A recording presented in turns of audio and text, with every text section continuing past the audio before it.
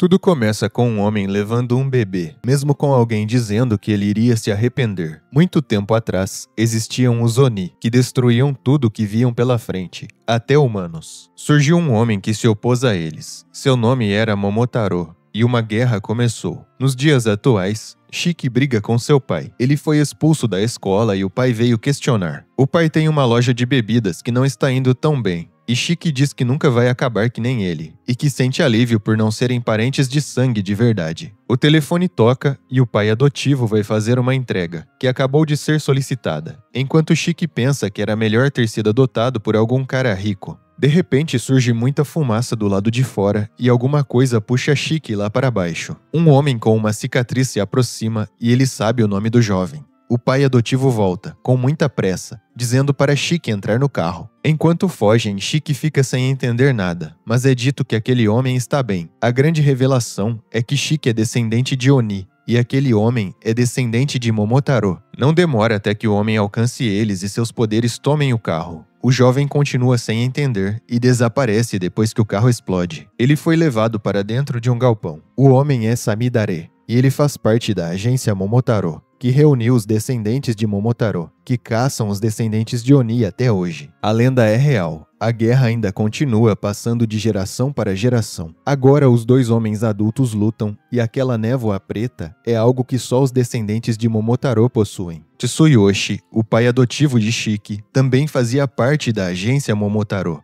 Apesar de tratá-lo como mestre, Samidare quer acabar com Tsuyoshi, por ter dado abrigo a um Oni, monstro que não faz nada além de machucar humanos. A luta não continua por muito tempo, e Shiki, que acabou de descobrir tudo aquilo, é obrigado a ver seu pai ser derrotado. Com suas últimas forças, Tsuyoshi diz que um pai não precisa de razão para proteger um filho. Shiki é uma criança inocente, nunca fez mal a ninguém. Não se pode acabar com uma criança apenas pelo sangue dela. Samidare quer acabar de vez com um homem, e Shiki começa a ficar furioso assistindo aquilo, pensando por que seu pai tem que lutar se é atrás dele que vieram. Nesse momento, o poder de Oni dele começa a despertar, e ele se manifesta pelo sangue. Um ataque rápido e Samidare consegue desviar. O homem vê que o jovem despertou, e rapidamente se lembra do porquê eles acabam com Oni. É pela selvageria incontrolável deles e também pela perda da humanidade. Shiki parecia entender muito de armas, e é assim que o poder dele se manifesta, transformando o sangue em várias. A luta dele segue e não é nada boa para o lado do homem, que fica encurralado. Shiki faz um disparo combinado de tudo que conseguiu invocar, mas por pouco o homem escapa de ser eliminado. Com ferimentos, ele vê Shiki voltar quase ao normal, e pensa que é um típico estado de confusão pela perda de memória e mutação corporal. É melhor acabar com Shiki ali mesmo. Assim todos os medos do jovem terminam com ele.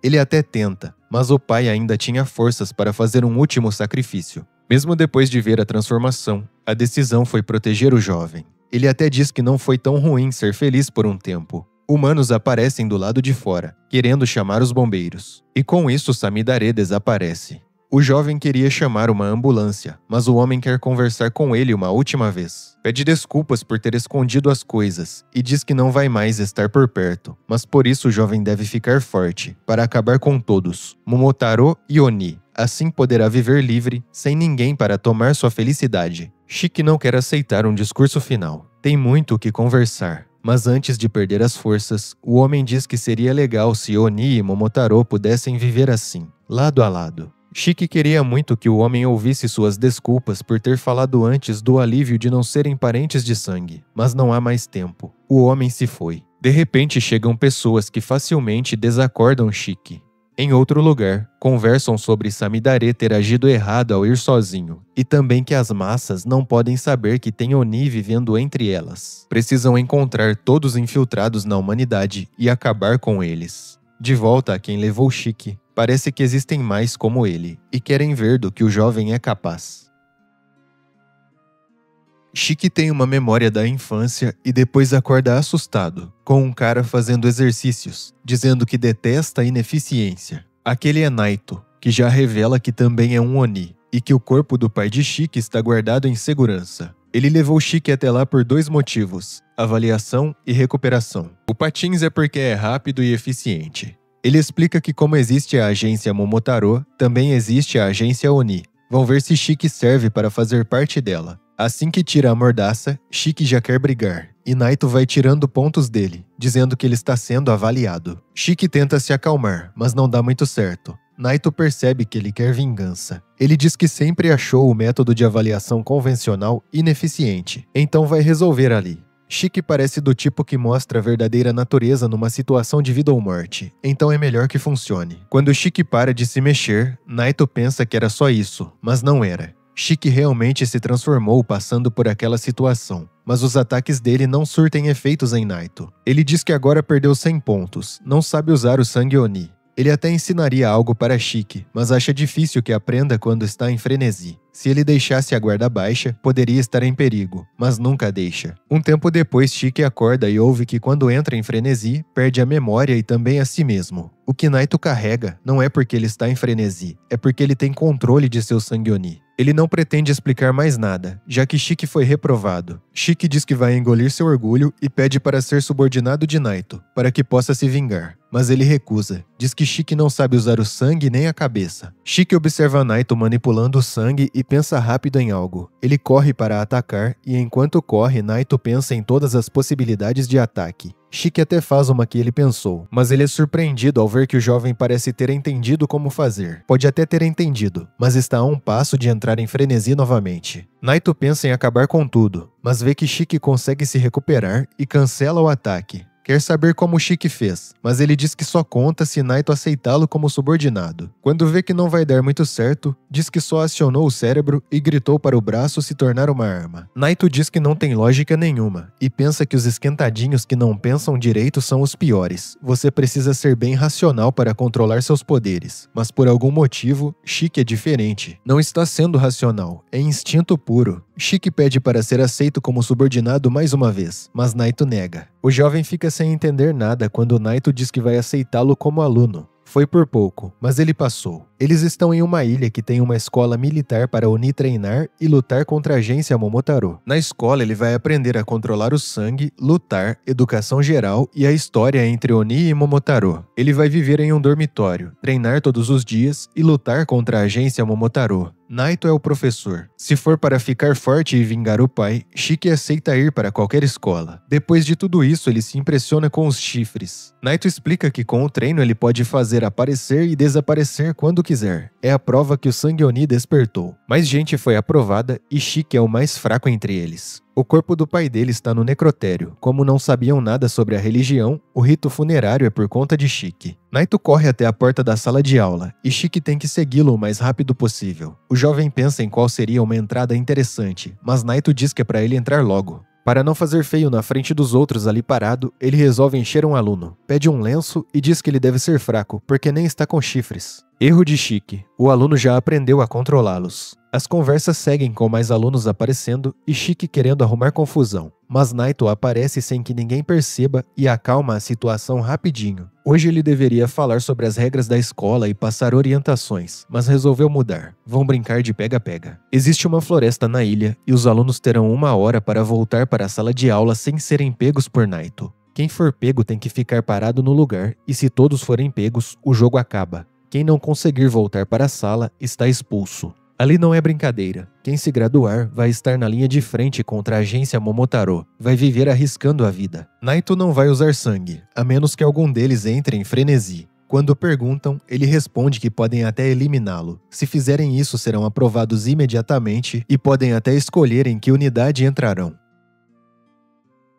Para o teste, além de voltar à escola, terão que pegar bolas que foram jogadas na floresta, mas só tem 2, por isso os alunos irão em times. Romarei e Jin são os parceiros de Shiki. Os outros são separados em 2 duplas, o que significa que alguém será expulso já nesse teste. Naito vai entrar 15 minutos depois dos alunos. Shiki não quer estar no grupo de Jin, mas se não for, será expulso. Pela primeira vez em anos, uma garota fala com aquele que foi um punk desde criança. Ela é toda tímida e não quer atrapalhar, e ele decide protegê-la logo de cara. Jin não quer nem conversar, e ela pede desculpas por tentar falar com ele. Shiki tenta animá-la e briga com Jin, que diz que Shiki deveria desistir logo, já que o objetivo dele não deve ser nem grande coisa. Naito diz que podem entrar e Jin sai a toda velocidade, pensando que se acabar com Naito, vai poder entrar na unidade que quiser e ver alguém novamente. Shiki quer que Jin peça desculpas por dizer que seu objetivo deve ser algo sem sentido. Os dois parecem prontos para brigar, mas Shiki se impressiona com a facilidade que Jin tem em mostrar seus poderes. Quando ele revela que veio até aqui para poder vingar o pai, Jin responde que então eles nunca entenderão um ao outro. Shiki tenta usar seus poderes, mas nada acontece. Jin quer que ele sirva ao menos como um bom aquecimento, e isso irrita Shiki. Enquanto os dois começam o confronto, Romare está andando por aí, perdida, pensando que um lixo que depende dos outros sempre não pertence àquele lugar. Por pouco ela não encontrou uma das bolas. Enquanto brigam, Shiki tenta entender o que significa controlar o sangue. O de Jin é diferente do dele e até mesmo do professor. Ele sente algo que nunca sentiu antes. Dói muito não entender algo. Jin percebe que Shiki ainda está acordado e resolve dar um jeito na situação. Mas por pouco ele não acerta Romare em cheio, que vinha distraída. Jin diz que foi só um ataque fraco, e ela não para de pedir desculpas, dizendo ser culpa dela o machucado de Shiki. Ela sente tanta, mas tanta culpa, que algo se manifesta. Jin acha um absurdo ela ter tanto sangue. Um Oni até tem mais sangue que um humano comum, mas aquilo é demais. Ela pede que os dois por favor corram, ou vão acabar sendo eliminados. De repente, a diretora aparece, perguntando se hoje não deveria ser um dia apenas de orientações, mas ela entende que Naito só quer o melhor de seus alunos. Ela diz que muitos Oni perdem a vida todos os anos, a maioria crianças, apenas por ter sangue Oni. Outros são levados para testes ainda vivos. Tomara que exista um paraíso para eles. Naito diz que não precisam de um paraíso. Se ficarem fortes, não vão morrer. Simples assim. Ela responde que ele é gentil e pede que os torne fortes. De volta aos alunos, Jin está tentando lutar, e Shiki ouve de Romare que ela não pode fazer nada. Ele ia tentar tirá-la dali, mas o sangue não deixa. É como se o sangue dela tivesse vontade própria. A garota pede que o sangue pare, e o chama de irmã. Shiki diz que não quer apenas assistir alguém perder todo o seu sangue. Não pode deixá-la assim. Até os alunos lá fora sentem o rugido do sangue. Naito apenas observa, pensando em como os outros vão lidar com aquela liberação do eclipse de sangue. Shiki tenta, mas não consegue manifestar seu poder. Ele se sente muito humilhado e frustrado por ser fraco e não conseguir fazer nada. Jin diz para ele ir chorar em outro lugar, e logo ele para, ficando irritado. Jin ainda sente o ataque de antes, mas pensa que deve fazer algo ou vai ser seu fim. Naito pensa que Jin é mesmo experiente. O sangue de um Oni pode ter qualquer forma e força. É um sinal que vem do cérebro e flui pela corrente sanguínea. Alguns refletem seus traumas, outros seus interesses ou experiências de vida. É como se a forma gerada fosse um breve reflexo da vida de quem a criou. Criar sua própria arma com sangue é conhecido como liberação do eclipse de sangue. Jin tenta mirar direto na cabeça, mas a liberação de Romare sabe se defender muito bem. Shiki observa bem o tipo de liberação de cada um dos dois e parece chegar em alguma conclusão. Quando as coisas não iam bem para Jin e Naito pensava em interferir, lá está Shiki, conseguindo usar sua própria liberação. Agora ele até sente como se fosse tudo parte de seu corpo. O disparo que ele acerta é muito forte, impressiona não só Jin, mas Naito também. O disparo resolveu a situação e mudou até o clima. O uso de muito sangue, no pior dos casos, pode fazer com que a pessoa perca a vida. Então Shiki não aguenta ficar em pé, mas está mais preocupado com a garota. Quer que Naito cuide dela primeiro. Jin, por outro lado, só quer saber de eliminar o professor, para ir para onde quiser depois. O guarda-chuva de Naito não é cortado facilmente, tem até modificações, como fumaça e também balas de borracha. Podem não ser letais, mas Naito sabe que Jin machucou o braço e pretende explorar essa fraqueza. Jin mostra que também consegue lutar à distância, mas logo Naito usa outra de suas modificações, criando uma cortina de fumaça. Dessa vez ele dá uma lição, dizendo que se Jin assumir que o oponente sempre vai atacar de longe, vai acabar sendo morto. Também deveria avaliar a força do oponente antes de pensar que pode vencer mesmo estando machucado. Não deve ter forças nem para se livrar do guarda-chuva agora. Se fosse uma batalha real, teria sido eliminado. Mais coisas são reveladas. O pai de Jin é um Momotaro, mas que acabou com toda a família e deu todas as cicatrizes para ele. O que Jin quer, na verdade, é se vingar de seu pai. Deu um jeito de sobreviver até aqui apenas para isso. Naito diz que morrer perseguindo seu objetivo é sem sentido. Você tem que viver por seu objetivo. Jin tem que entender isso. Ele pede que a enfermeira venha tratar os alunos. Só sobrou Shiki podendo se mover. Agora ele tem 5 minutos para encontrar uma bola ou tomar aquela que está com Naito. A decisão dele é correr, e Naito também não fica parado. Jin acorda e Shiki aparece, dizendo que irá ajudá-lo, mas devem trabalhar em equipe. Jin não quer, mas Shiki pergunta o que é mais importante, o orgulho ou o objetivo. Ele diz que trabalharia com alguém que não gosta para atingir seu objetivo. Até revela que seu pai também era um Momotaro, mas Jin continua recusando. Naito está procurando por Shiki, que aparece correndo sozinho. De repente, Jin aparece, e descobrimos que ele aceitou cooperar, desde que ele fosse o líder. Agora com Naito preso na corda e sem ter a bola, ele pensa que os dois brigarão para ver quem pega. A surpresa é que Shiki diz para Jin correr, mas ele esqueceu de um detalhe. Se Jin chegar até lá sozinho, só ele passa, o resto é expulso. Jin, que estava correndo, resolve voltar, dizendo que é porque não quer ficar devendo nada para Shiki. Prefere ser expulso e alcançar seu objetivo por si só. Então Shiki é quem deve pontuar. Tudo é interrompido pelo mensageiro da escola, Mukun, que traz uma mensagem no rádio sobre um ataque da agência Momotaro. Os outros alunos veem Naito voltando com os dois garotos, e depois são avisados que a agência de Kyoto está sendo atacada e pedindo ajuda. Então todos eles vão ter que ir para lá. Enquanto vão para lá, Naito diz que só tem eles. Os outros alunos e professores estão em trabalho de campo. Mas tem um detalhe, os alunos não lutarão, apenas darão suporte. Naito explica que cada município tem pelo menos uma agência Oni. Nela existe a unidade de batalha, que luta contra os Momotaro, e a unidade de suporte, que ajuda os Oni que vivem entre os humanos. São ajudas desde tarefas diárias até cuidados médicos. Quando existe combate, a unidade de suporte é responsável pelo resgate e apoio médico, e é para ela que eles vão. Ele diz que o Momotaro que Shiki procura não está lá. Assim como a agência Oni, a agência Momotaro também tem ramificações regionais, e a que fica em Kyoto, para onde eles vão, é insana.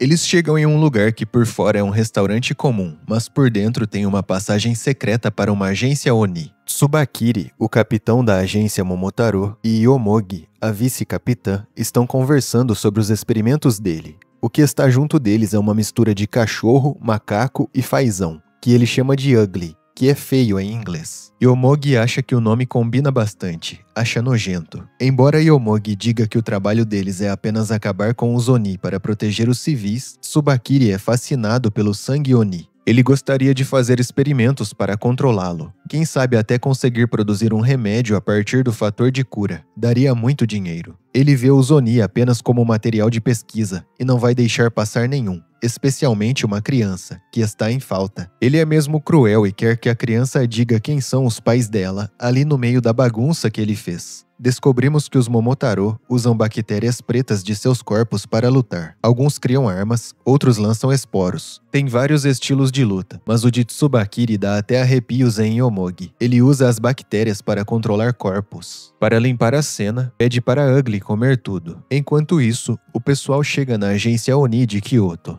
Lá eles conhecem o mulherengo Kyoya, comandante da unidade de suporte local, que foi um colega de classe do professor deles. Naito se despede, diz que vai para a linha de frente e que Kyoya pode usar a força se necessário com os alunos. Todos eles vão ter que ajudar, e logo vêm alguns dos feridos da última batalha. Embora pareça não haver muita esperança, Kyoya diz que vai mostrar que não é à toa que ele tem a posição que tem. Alguns da agência Oni se desesperam ao ver a força dos Momotaro, mas logo eles comemoram a chegada de Naito. Tsubakiri já o conhece e comenta que ouviu dizer que tem muitos Oni se reunindo em algum lugar de Kyoto, mas Naito diz que não sabe de nada. Ele não quer dar brecha nenhuma para o Momotaro. De volta aos alunos, eles veem que o sangue de Kyoya não foi feito para a batalha. Na verdade, ele pode aumentar em muitas vezes o fator de cura de um Oni. Dói bastante, mas ingerir seu sangue faz com que um ferido possa recuperar partes do corpo, como braços quase inteiros, por exemplo. Embora muito efetiva, a habilidade dele não pode ser usada toda de uma vez. Aquele Oni recuperou os braços, mas as pernas ainda não. De agora em diante tem que ser em doses pequenas. Se for feito tudo de uma vez, o corpo cria anticorpos e para de responder à transfusão. O homem tinha pedido que regenerasse os braços para poder segurar seus filhos. Kyoya diz que, além disso, arrumarão próteses muito boas para as pernas. Assim ele poderá correr com os filhos também. Kyoya já passa uma lição para os alunos. Aqueles da linha de frente só podem estar lá porque existem outros apoiando sempre que acontece algo. São eles, a unidade de suporte. Esse é o campo de batalha de Kyoya. O pessoal fica animado, mas ele pede que Shiki cuide de outra coisa.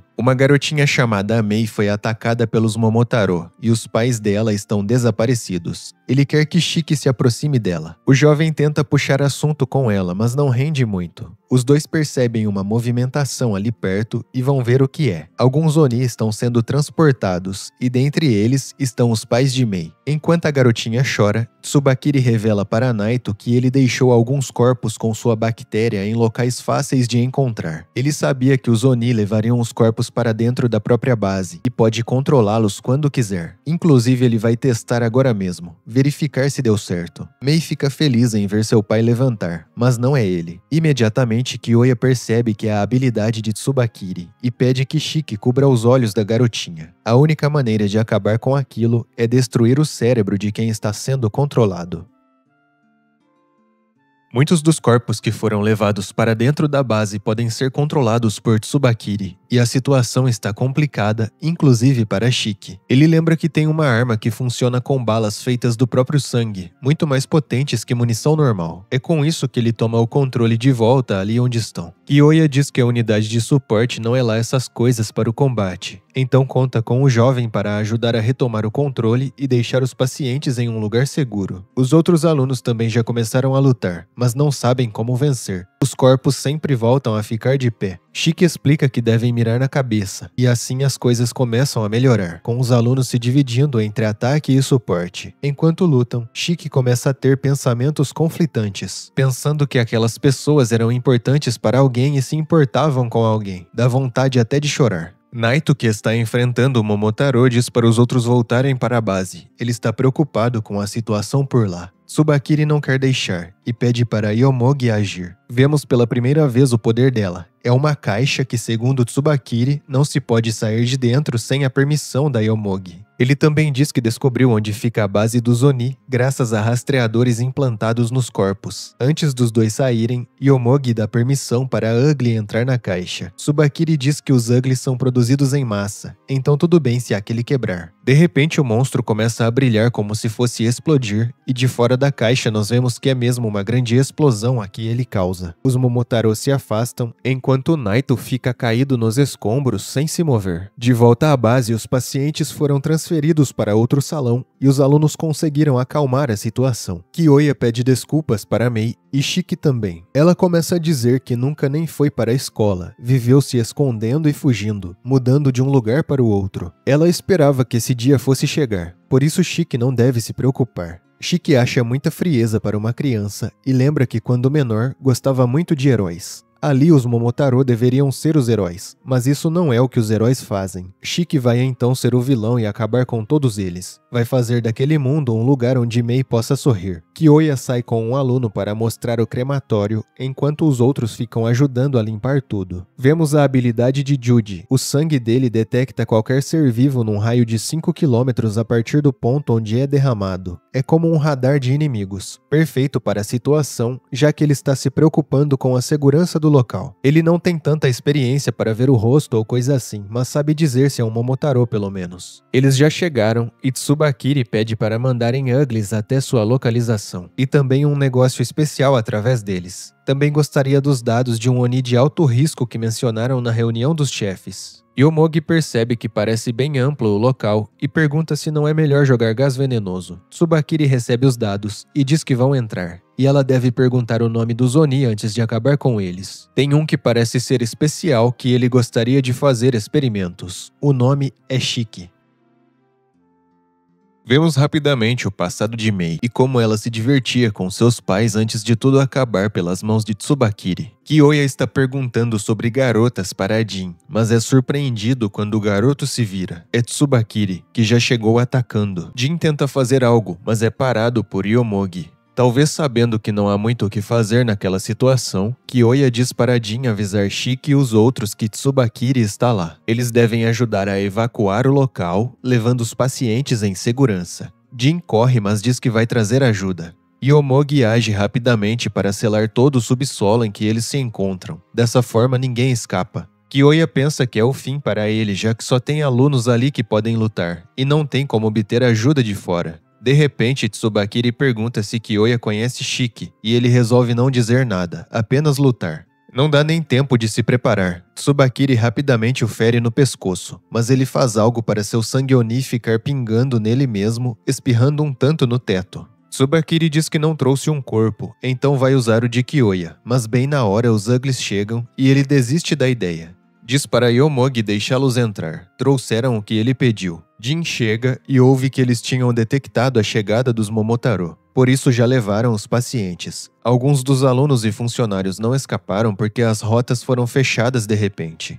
Enquanto eles conversam, um Ugly aparece e tenta devorar um Oni. Tsubakiri se move com os outros e quando chegam numa sala, ele pede para deixarem o caixão por lá que ele vai ficar esperando. Yomogi deve acabar com todos exceto Shiki. Os alunos têm mesmo diferentes personalidades. Enquanto um está passando mal de tanto pensar em tragédia, outra está se trocando para se mover melhor e conseguir lutar. O jovem está tão ansioso que não consegue fazer nada, não vai lutar de forma alguma. Já que a situação está assim, Kuina pede para ele se esconder no armário que ela vai dar um jeito. Ela fica até empolgada de alguém depender dela. Um Ugly chega e pergunta para Kuina se ela é Shiki. Quando ela diz que não, ele ataca na hora. Ela não se deixa acertar e revela sua habilidade. Faz luvas com seu sangue. Tem mais Uglies por aí perguntando se as pessoas são Shiki, enquanto ele se esconde com Mei. A situação com o Ugly que lutava com Kuina é um tanto estranha, já que ele não está atacando. Quando ela pede, ele chega perto bem calmo, apenas para levar vários golpes. A habilidade dela faz com que o oponente gradualmente perca a vontade de lutar, enquanto vai entrando em contato com o sangue dela. Ele fica em um estado quase vegetativo.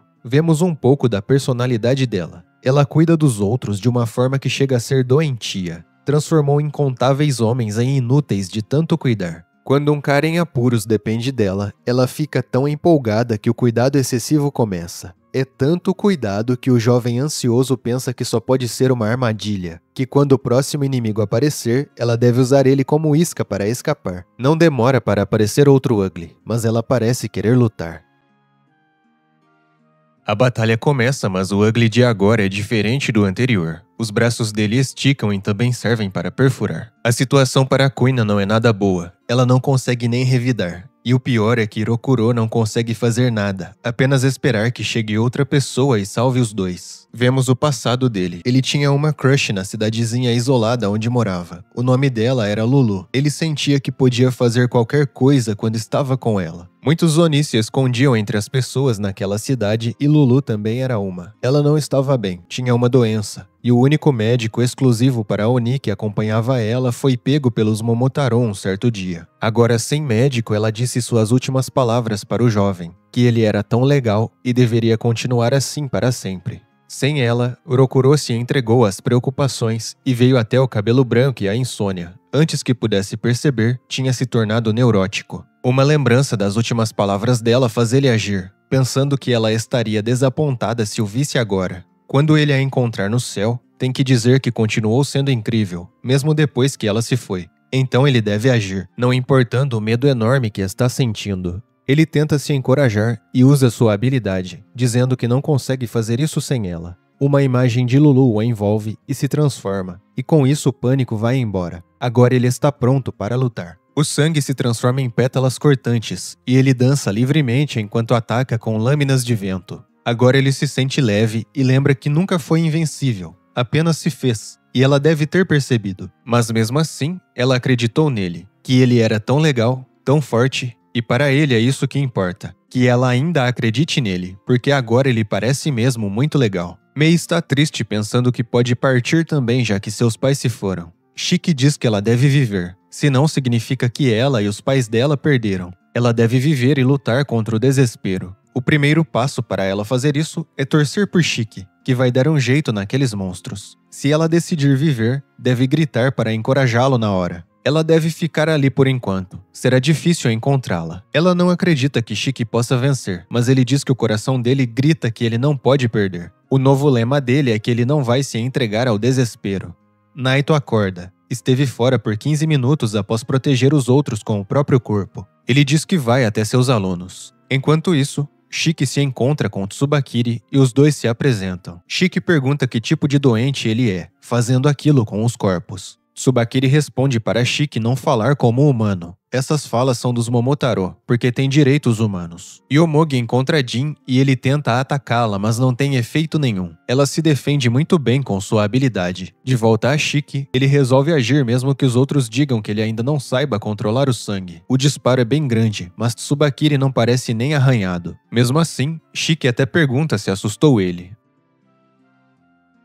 Tsubakiri revela que dentro do caixão tem alguém com roupas de Momotaro e Shiki acha loucura transformar um companheiro em marionete. Tsubakiri diz que idiotas acreditam só em suas próprias convicções e tentam forçá-las nos outros. Aquele homem escolheu por vontade própria se tornar uma marionete, e a habilidade dele é misturar bactérias no oxigênio do ar para alterar seu peso. Quando a marionete é um Momotaro, os poderes podem ser usados, e aquela fica repetindo palavras sobre acabar com todos os Oni. Tsubakiri diz que é o espírito Momotaro. Agora o corpo repete o que dizia em vida e pode resolver seus arrependimentos em morte, sendo o braço direito de Tsubakiri. Lá fora não conseguem destruir a barreira e pedem para que Naito destrua. Ele se preocupa porque isso causaria danos no templo que está cheio de turistas. Ouvindo de um aluno sobre os que ainda estão presos dentro da barreira, Naito decide que devem tirar os turistas do templo antes de destruir a parede. Romare também aparece por lá, e Judy começa a dizer que é seu sonho fazer algo pela primeira vez com uma aluna, mas logo Naito diz para ele parar de brincadeira.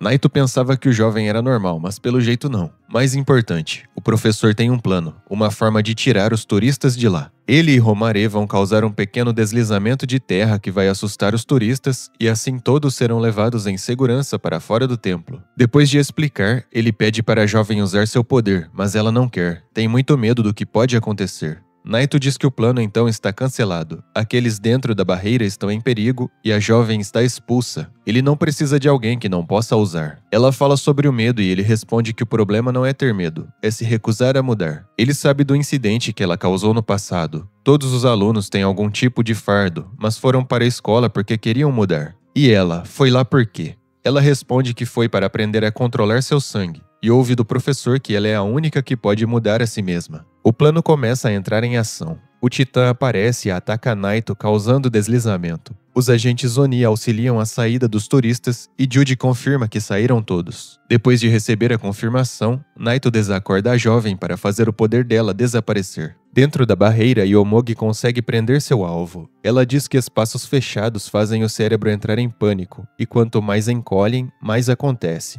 O pânico deve ser tanto que nem as habilidades de sangue vão funcionar. Ela fica surpresa ao ouvir um barulho como se a habilidade estivesse sendo usada naquele pequeno espaço e percebe que estava mesmo. Jin diz que comparada ao duto de ar da fábrica abandonada que teve que dormir uma vez, a caixa de agora até que era um lugar decente. Outro aluno chega, é Ikari. Ele fica bravo com o tipo de roupa que Yomogi usa para uma ocasião daquelas e libera seu sangue se perguntando o que a raiva de hoje vai trazer. Yomogi fica surpresa com a velocidade do jovem e também a força. Parecia até que ela ia perder a cabeça. O poder dele é usar a raiva para gerar algum efeito que nem ele sabe qual vai ser. O poder varia com a raiva sentida e só pode ser usado 3 vezes por dia. Com os turistas em segurança, Naito tenta conter sua habilidade de uma forma que a barreira seja destruída, mas o templo não seja danificado. Mesmo assim, ele diz que eles têm que agir logo. Aquela base subterrânea vai colapsar em pouco tempo. Yomogi agora está cercada, e Naito diz que já entendeu a habilidade dela e ela não deve ter mais forças de tanto que usou. Também não pode correr estando cercada. Ela responde que não vai correr. Seu trabalho é acabar com todos os Oni. Depois de muito esforço, Shiki consegue sair da área em que o oxigênio é afetado. Ele tenta atacar, mas Tsubakiri diz que algo assim não é nada quando se controla a gravidade. Ele até revela um poder de aumentar o peso do oxigênio em 100 vezes e com isso criar uma esfera que pesa toneladas e concentra um impacto que permanece onde acertou. Assim, o ataque acaba com o corpo por dentro.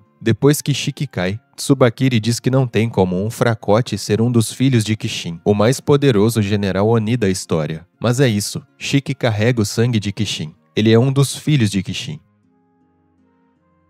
Hina foi transferida para o quartel-general dos Momotaro para trabalhar com Samidare. Ele diz que prefere trabalhar sozinho, mesmo com ela dizendo que a regra é que vão sempre em 2. Ele conta que Kishin foi um Oni que levou a organização Momotaro à beira da destruição. Dizem que Kishin engravidou várias mulheres para ter filhos que carregassem seu poder, mas é muito mais comum que hoje em dia hajam descendentes dele que não herdaram o poder. Os que têm o poder são chamados filhos de Kishin, e só nascem quando os Momotaro estão para exterminar os Oni. Shinya é o capitão da 21ª Divisão, e ele diz que o primeiro Kishin surgiu quando os Momotaro estavam para acabar com os Oni. Desde então sempre aparece um filho de Kishin e a guerra nunca acaba. Hina não gosta nada de Shinya, acha ele bem arrogante. Ele até corta as respostas que ela tenta dar quando ele faz alguma pergunta e chama ela de estúpida. Ele tem raiva dos políticos que sempre cobrem caso dê algum problema com os humanos, descobrindo sobre Oni e Momotaro. Os políticos cobrem os casos, mas exigem muitas coisas, como fazer remédio com sangue Oni, por exemplo. Se os Oni não vivessem entre os humanos, os Momotaro não seriam usados pelos políticos. Samidare diz que Shinya não precisa gritar, e Hina pergunta se os políticos a ajudam porque querem ajudar as pessoas. Ele responde que não, é porque os políticos querem ser protegidos primeiro em caso de urgência. Ele levanta e insulta Samidare, dizendo que talvez o alto escalão queira que ele se aposente, mandando uma novata assim para ser sua dupla, depois dele ter sido derrotado pelo tal Shiki, filho de Kishin. Antes de sair, ele diz que vai acabar com um filho de Kishin e ser promovido. Samidare responde que ele pode fazer o que quiser com os outros, mas Shiki é seu alvo. Tsubakiri diz que desde sempre nascem 8 filhos de Kishin, e ele pretende capturar Shiki para fazer seus experimentos. O que impressiona ele é o poder de regeneração. Até tem inveja porque os Momotaro não têm isso. Shiki não quer saber de nada, nem desse tal Kishin que estão falando, mas ele não tem muitas forças mais, usou muito sangue na luta.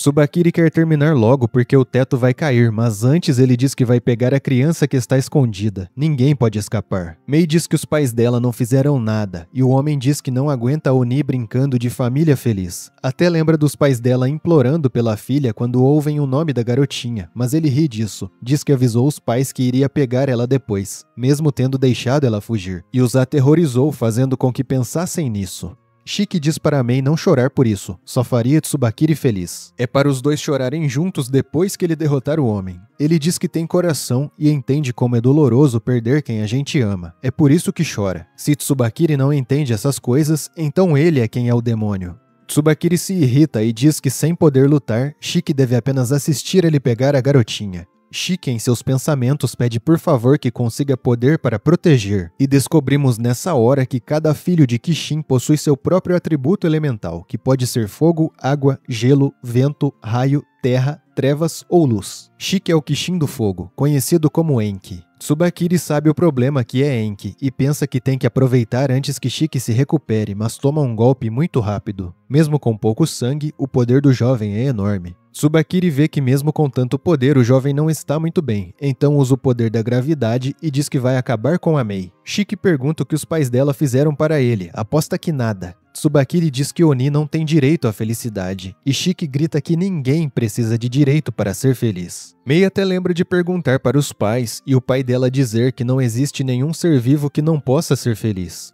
Shiki diz que Mei pode fazer o que quiser, mas Tsubakiri não quer ouvir um Oni falar sobre ideais. O jovem diz que torce pelo futuro de Mei, e o homem responde que não há futuro para Oni. Ela lembra dos pais dizendo que um dia ela encontraria alguém que torceria por sua felicidade, e grita com toda a sua força para encorajar Shiki, como ele tinha pedido antes. Era disso que ele precisava. Ele agradece as palavras dela e manda um golpe mais poderoso ainda do que todos aqueles que ele já usou.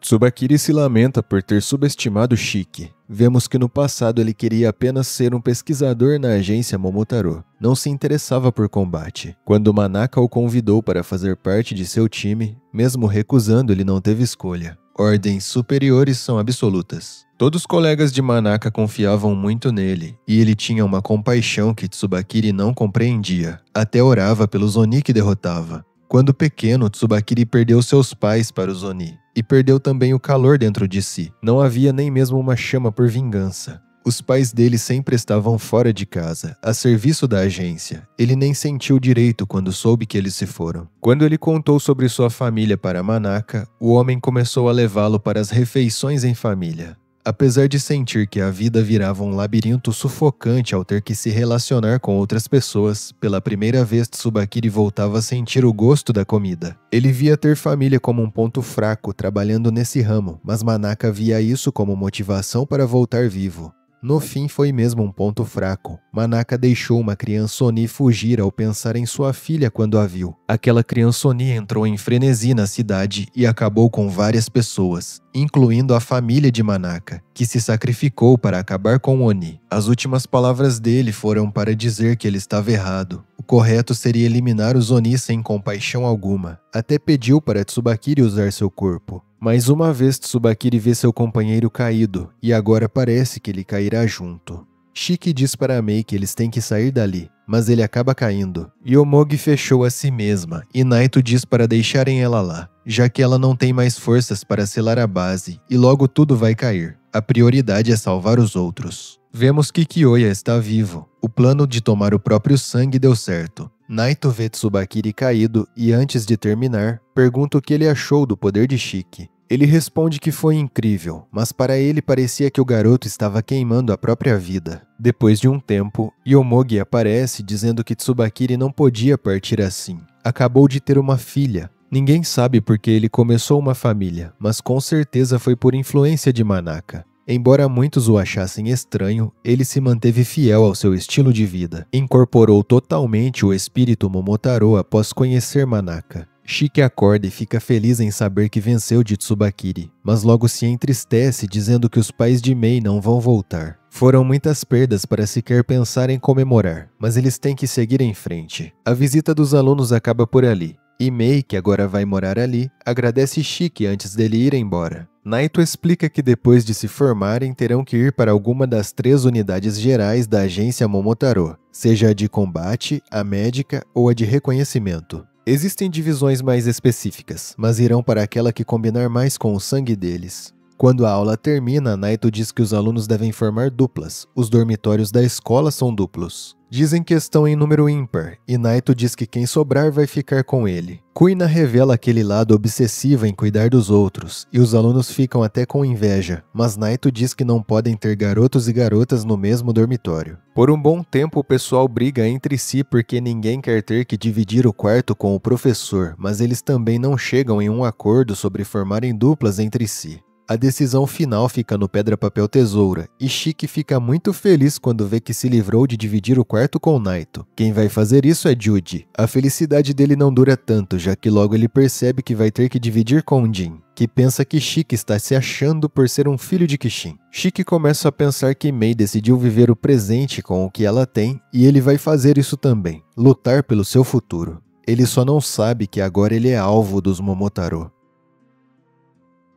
O pessoal estava tomando banho quando Naito aparece dizendo que eles devem ir para o ginásio porque vão fazer um exercício de evacuação. Lá fora está uma tempestade. Naito diz que não é apenas sobre aprender o que fazer durante desastres, é sobre agir rápido como time durante uma emergência, para não ser inútil para as unidades. O que o pessoal precisa já está por ali, e por enquanto eles podem jantar. Eles ficam muito desconfiados, pensando que pode ter alguma armadilha, talvez seja um teste. Shiki brinca sobre o jantar ser uma bomba e começam a brigar. Kuina diz que vai servir logo ou Rokuro vai ficar com fome. O jantar é curry, e pelo narrador descobrimos algumas coisas. Shiki nasceu no dia 4 de fevereiro, sua comida favorita é carne e ele odeia qualquer comida que seja verde. Romare nasceu dia 14 de fevereiro e sua comida favorita são brotos de feijão fritos, mas não tanto a ponto de aceitar as sobras de outra pessoa. Jin nasceu no dia 17 de setembro e ele odeia comida apimentada, mas nunca admitiria isso para os outros. Rokuro nasceu no dia 6 de junho e sua comida favorita é pudim. Ele sofre de ansiedade extrema e fica doente facilmente. Kuina nasceu no dia 21 de agosto, gosta de caras sem futuro e atualmente sua fixação é o Rokuro. Depois que terminam de jantar, tem um pudim extra, e parece que Jin queria, mas Shiki pega mais rápido e pergunta se Jin ainda tem fome. Ele responde que acha que sim, e Shiki então oferece o último prato de curry. Naito recebe uma ligação da diretora através de Mukun. Ela agradece que ele esteja fazendo uma ronda, mas não tem nada suspeito pelos arredores. Ela queria que ele aproveitasse para se divertir com os alunos, espera que pelo menos entre si os alunos se deem bem. Um Oni fica mais forte fazendo amigos. Naito acha que talvez demore para isso, já que cada um deles veio para a escola carregando seu próprio fardo. Estão sem tempo para se divertir com amigos. A diretora responde que talvez possa dar uma ajudinha. Shiki e Jin estão para começar uma briga por causa do pudim, mas Naito chega bem na hora. Eles descobrem que a comida também era para Naito, mesmo que ele não tivesse falado antes. Antes de sair novamente, ele diz que eles têm que aguardar ali até de manhã. É proibido lutar ou destruir o local. Quem sair de lá sem permissão está expulso. Já que não podem sair dali, eles pegam os sacos de dormir. Jin fica meio longe do resto do pessoal e Judy diz para todos que é estranho. Eles têm que passar a noite ali junto das meninas dessa vez. O narrador diz que ele nasceu no dia 19 de março e mesmo com ele dizendo que não está pensando em nada inapropriado, mas aquele cenário é suspeito, o narrador diz que ele é só um tarado.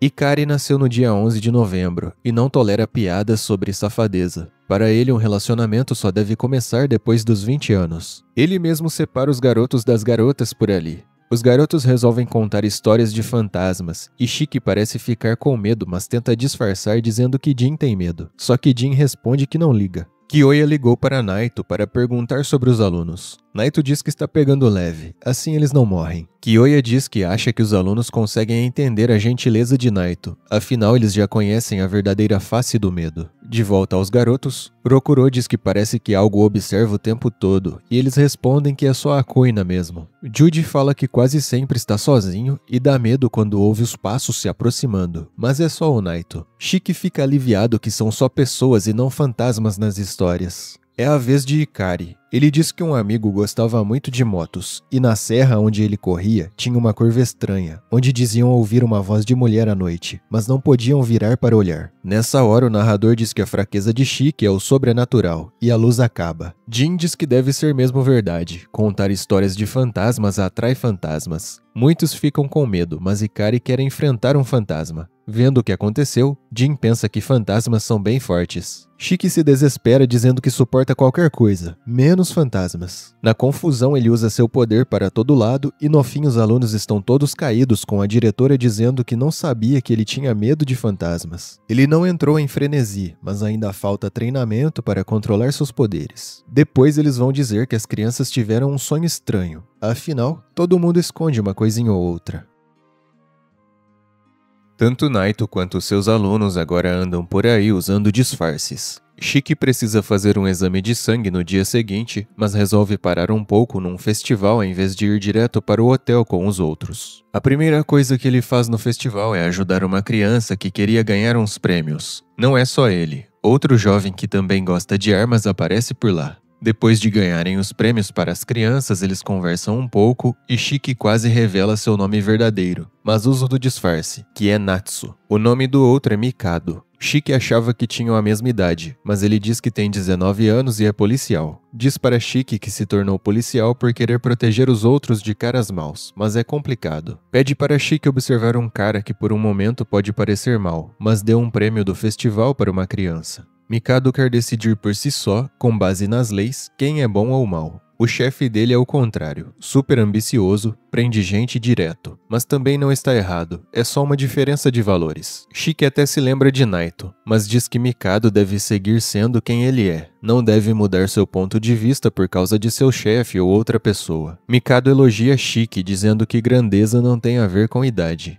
Eles trocam contatos e Shiki lembra que no dia seguinte estará livre à tarde. Podem fazer algo. No hotel, Naito diz para os outros que ninguém pode sair até segunda ordem. E as duplas dos quartos continuam as mesmas, mas ele está indo buscar Shiki. Mikado se encontra com Shinya e descobrimos que ele está disfarçado de policial. Na verdade é vice-capitão da agência Momotaro e está lá para procurar por Shiki, que ele já encontrou mas nem sabe, apenas pensa que serão bons amigos, mesmo pensamento de Shiki. No dia seguinte eles vão até a unidade de reconhecimento local. Parece uma simples livraria e eles têm que fingir que estão querendo comprar algo, para não levantar suspeitas, enquanto conversam com o atendente de lá, Kaoru. Ele explica um pouco mais sobre as unidades da agência Oni. A de combate enfrenta os Momotaro nas linhas de frente. A médica trata feridos em batalha, mas também presta cuidados para os que vivem escondidos. A de reconhecimento, que é a dele, é especializada em furtividade. Reúnem informações, rastreiam alvos e às vezes até fazem contato direto sem serem notados. Os alunos têm algumas dúvidas. Jude, por exemplo, pergunta se deveria estar anotando, e Kaoru responde com outra pergunta. Ele conseguiria anotar algo enfrentando um inimigo? O pessoal do reconhecimento faz anotações mentais, especialmente em situações de risco.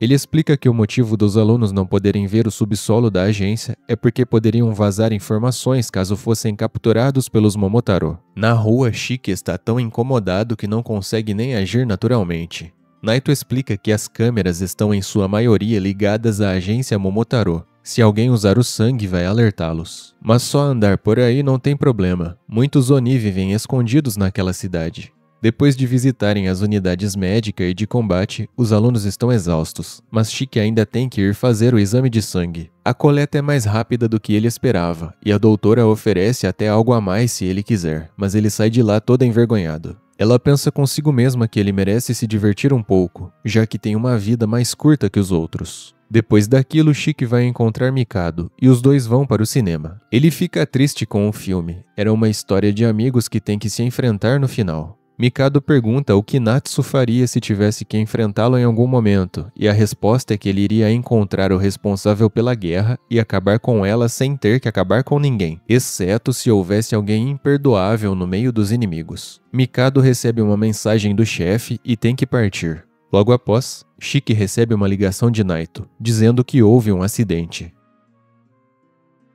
Vemos a causa do acidente. Jin usou seu sangue para tentar evitar um acidente ainda maior. O problema é que as câmeras pegaram tudo. Agora tem duas agências se movendo rapidamente. A Momotaro para capturar o Oni que usou sua habilidade e a Oni para que o pessoal possa trocar de lugar logo sem ser detectado. Shinya quer apenas acabar logo com o Oni e Mikado diz para pouparem, afinal ele salvou duas crianças. Mesmo assim, Mikado ainda quer ir pelo menos conversar com o Oni que salvou as crianças. Shinya deixa ele fazer o que quiser, já que pensa que precisa do poder dele para pegar o filho de Kishin. Agora o pessoal está em outro lugar que também é usado pela unidade de reconhecimento, e o plano de Naito é voltar para a escola. Não demora muito tempo para Shiki aparecer e achar incrível que Jin tenha salvado as crianças, mas o clima não está muito bom. Todos estão preocupados pelo uso da habilidade em público. Naito diz para Jin que ele não fez certo nem errado, deve melhorar suas habilidades físicas, então da próxima vez não precisará usar o sangue. Shiki não entende muito quando ouve Jin resmungar que mais uma vez não pôde salvá-la, e avisam que os quartos estão prontos. No quarto, Jin fica muito pensativo sobre o que aconteceu. Em algum lugar está acontecendo uma festa, e Shinya chega dizendo que quer conversar sobre negócios. Shinya faz questão de lembrar o homem que ele é o responsável pelo sucesso do homem. A razão de Shinya ir ali é para pedir que localizem o Oni que apareceu nas câmeras usando seus poderes. Vemos que aquele homem não sabe muito sobre Shinya, e o narrador explica que a habilidade dele é ver através dos olhos daqueles que foram infectados com sua bactéria. O efeito dura 24 horas, e ele pode ver através dos olhos de 36 pessoas de uma vez. Com isso, ele vai dando ordens para todos aqueles que estão perto de Jin, já que de repente o garoto voltou para a cena onde aconteceu o acidente. Agora ele está conduzindo um plano para encurralar o garoto. Jin foi até o hospital, querendo visitar a criança do acidente. Mesmo não podendo vê-la, ele fica sabendo que ela está bem. Só bateu a cabeça tentando proteger a irmã menor. Isso traz uma lembrança para ele sobre irmãs mais velhas. Quando ele sai do hospital, os homens estão esperando e dizem para ele entrar em um carro, enquanto ameaçam fazer algo com a criança que ele estava preocupado. Jin é amarrado e levado até a sala onde Shinya faz negócios. A primeira pergunta é se Jin estava com Shiki. Shinya diz que ele é como a Yomogi disse. Jin não quer contar nada, e Shinya mais uma vez ameaça a criança.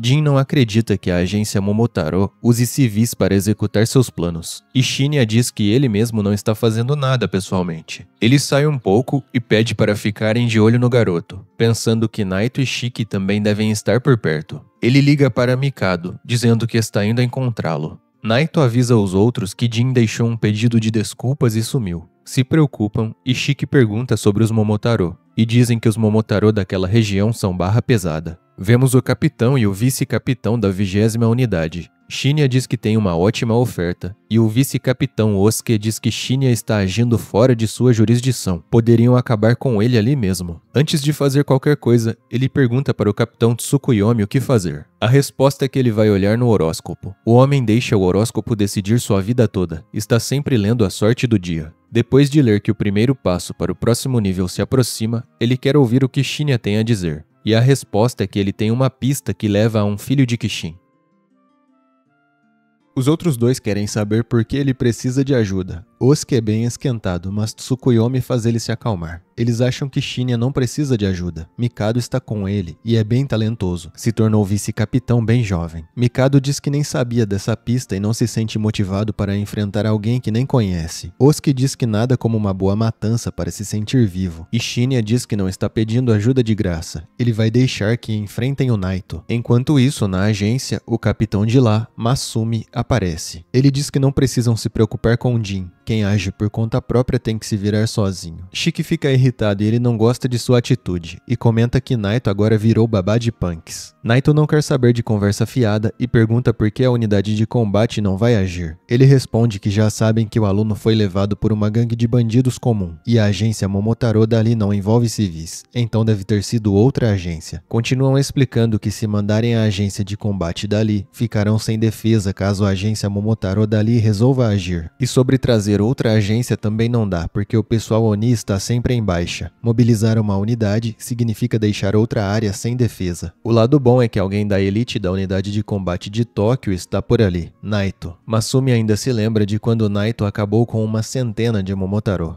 Apesar de tudo, Masumi diz que já descobriu o esconderijo da gangue, e Shiki pede desculpas por ter se irritado antes. Masumi diz que Naito vai e é para Kaoru ir com ele. Os alunos também querem ir, mas Masumi não quer deixar. Naito diz que eles podem ir, é bom que ganham experiência real. Jude fala sobre sua habilidade, dizendo que não pode lutar, mas pode ajudar no reconhecimento. Masumi fica bravo e diz que Jude pensa estar preparado para o reconhecimento apenas por não lutar, mas não é assim. A unidade de reconhecimento é a que entra primeiro. Mesmo que voltem para dar apoio quando a batalha se inicia, às vezes precisam fazer contato. Um movimento errado e você já era. Vão tentar arrancar qualquer informação antes de acabar com você. Mas o reconhecimento não passa informações. Prefere morrer. O mesmo vale para as outras unidades. Nunca estão seguros. Sempre arriscam a vida. Será que os pirralhos estão prontos para isso? Depois que todos eles mostram de alguma forma que estão prontos para entrar em ação e que Naito comenta que treiná-los é parte do trabalho e estão com falta de pessoal, Masumi aceita, mas diz que não haverá tratamento especial. Naito diz que Jude e Homare vão ajudar Masumi e Kaoru no reconhecimento. O resto vai ser a unidade de combate. A prioridade é resgatar Jin. Devem evitar conflito. Eles até recebem uniformes de oficiais graduados. De volta a Shinya, ele está dizendo que Naito anda junto com Shiki. Então os outros dois cuidam do Naito, enquanto eles cuidam do Shiki. Pode não parecer, mas Tsukuyomi gosta de lutar tanto quanto Osuke. Ele volta com o papo de horóscopo e Mikado diz para ler a sorte dele. Ela é sobre ele encontrar alguém com quem terá um relacionamento duradouro, mas apenas um movimento errado pode acabar com tudo. Shinya diz para deixarem a criança lá e se esconderem em outro lugar que ele vai enviar a localização. Quando os Oni chegam perto do esconderijo, Masumi diz para Jude usar sua habilidade. O garoto percebe que não é tão simples, com várias pessoas em andares diferentes, são muitas empilhadas para ele identificar alguém. Masumi diz que sabia que isso aconteceria, por isso vieram, para mostrar o que é a verdadeira unidade de reconhecimento. Kaoru só precisa chacoalhar um pouco do sangue para ouvir ele ecoando de volta. Assim ele sabe quantas e onde devem estar as pessoas. É como a ecolocalização de morcegos e golfinhos, mas muito melhor. Dá até uma visão simplificada da estrutura do prédio. Outras pessoas também podem usar, mas podem passar mal ao receberem muita informação de uma vez só para o cérebro lidar. Shiki tenta usar e passa mal. Até mesmo Jude, que quer ser do reconhecimento, passa mal. Kaoru diz que dura 2 horas, então eles podem guardar se quiserem. Masumi diz que chega de brincadeira, e Kaoru diz que é estranho. Parece que só o Oni está no esconderijo, trancado nos fundos. Masumi revela sua habilidade. Pode ficar invisível por 10 minutos depois de lamber o próprio sangue. Até mesmo o que ele estiver usando desaparece junto. Jude fica chateado e Naito chega dizendo que ele pode ficar assim, mas isso não vai levá-lo a lugar algum. Jude diz que os outros são muito melhores que ele, e Naito diz que no início, a invisibilidade de Masumi durava apenas 30 segundos, mas ele se esforçou e treinou muito. A habilidade de Jude não é inútil, cabe a ele mesmo desperdiçá-la ou melhorá-la. Masumi entra no prédio e vê sinais de que devem ter saído às pressas. Também não parece ter nenhuma armadilha, mas algo de errado não parece certo. A porta é difícil de abrir, e do lado de fora ele pergunta para Jin se tem alguma armadilha lá dentro. Com ele dizendo que não, dá um jeito de abrir a porta. E Jin logo avisa que pegaram uma criança, devem agir logo. Através de sua habilidade, Shinya consegue confirmar que Naito e Shiki estão lá, além dos outros. Ele infectou Jin com sua bactéria e agora pode ver tudo através dos olhos do garoto.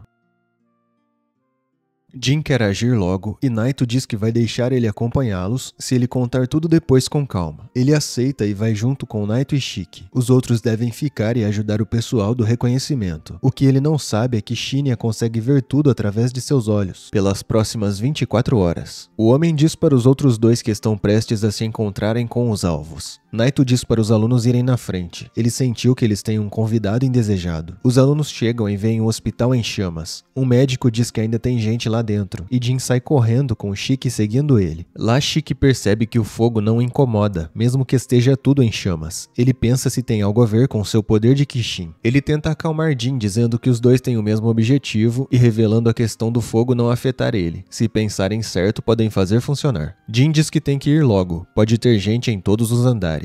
Shiki pensa rápido e diz que precisa da ajuda dele. Na próxima cena ele está carregando uma senhora, que diz que quando ele chegou, foi como se parasse de incomodar a fumaça e o fogo. Ela aposta que os deuses deram algum poder especial para ele proteger as pessoas. O capanga que botou o fogo no lugar está desesperado, pensando que vai ser pego, mas Shinya diz que ele não deve dizer nada a ninguém. Ele vai ser o próximo chefe da gangue. Shinya acha os capangas todos fracotes e está de olho nos Oni salvando pessoas. Apesar de não gostar do plano, por Kaoru ter dito que seu sangue funcionava bem com quem tem QI alto, Shiki deu o sangue para Jin usar e falar para ele onde estão as pessoas para ele buscar. Jin consegue usar, mas também é afetado. Não tanto quanto Shiki, que passou mal só de tentar, mas quanto mais ele usa, mais vai se sentindo mal. Eles vão salvando as pessoas e quem sobra por último é a garota que Jin estava preocupado. Shiki encontra ela desmaiada e corre até Jin para dizer que ela está viva. Quando chega lá, Jin salva os dois de escombros que caem do hospital. Ele está bem, mas ficou com a perna presa. Grita para Shiki tirar logo ela dali, porque o hospital todo pode desmoronar a qualquer momento. Ele corre dizendo que vai voltar logo. Jin sente a cabeça girando e não consegue nem controlar o sangue direito. Ele só consegue pensar por que Shiki está ajudando se não tem nada a ver com ele. Deve ter algum parafuso a menos. Pensando bem, ele está sempre ajudando Jin, que pensou que por ter vivido toda a vida sozinho, morreria sozinho também. Nunca achou que alguém poderia salvá-lo de algo. Depois de um tempo, Shiki volta e Jin se pegou confiando que ele voltaria mesmo. Ele preferia morrer do que depender de outra pessoa, mas agora vê que até que não é tão ruim poder se apoiar em alguém. Apesar dele e Shiki só conversarem brigando o tempo todo, ele diz um obrigado, mas Shiki nem entende, e ele fala para o idiota do Shiki segurar ele direito. Os bombeiros acham um milagre não ter acontecido nada com ninguém, e ouvem que um garoto salvou todos. Jin fica bem pensativo do porquê colocariam fogo no hospital, se seria apenas para fazer ele ir lá. Depois de pensar um pouco, ele diz que na verdade os Momotaro devem estar atrás de Shiki, e quem pode estar em perigo agora é a irmãzinha da garota do hospital. Shiki diz para pedirem ajuda para o reconhecimento, mas Jin diz que não vai funcionar. Não queriam deixar nem vir até o hospital. Shiki pensa e diz que sabe como encontrá-la. Precisam de um policial. Shinya gostaria de ouvir o que dizem. Com seu poder só pode ver. Os outros dois foram atrás de Naito, e o policial que Shiki pensou está bem do lado de Shinya. É o disfarce de Mikado. Shinya acha muita coincidência Mikado e Shiki estarem falando no telefone ao mesmo tempo e pergunta quem é. Mikado responde que é Natsu, um amigo, e Shinya pede para falar com ele, já que Natsu sabe que Mikado tem um chefe. Shiki diz que está com um pouco de pressa agora e não pode conversar. Então Shinya só pergunta se está chovendo. Quando vê o Oni checando o clima, ele entende que apesar de não saber, Mikado conhece Shiki. Enquanto isso, Osuke se apresenta para Naito e tudo indica que ele está sozinho. Sem câmeras e sem ninguém para proteger, Naito pode lutar de verdade. Até diz que é bom poder se soltar de vez em quando. Gostou do vídeo? Deixar o like e comentar ajuda demais. Quer apoiar diretamente? Olha os links da descrição. Muito obrigado.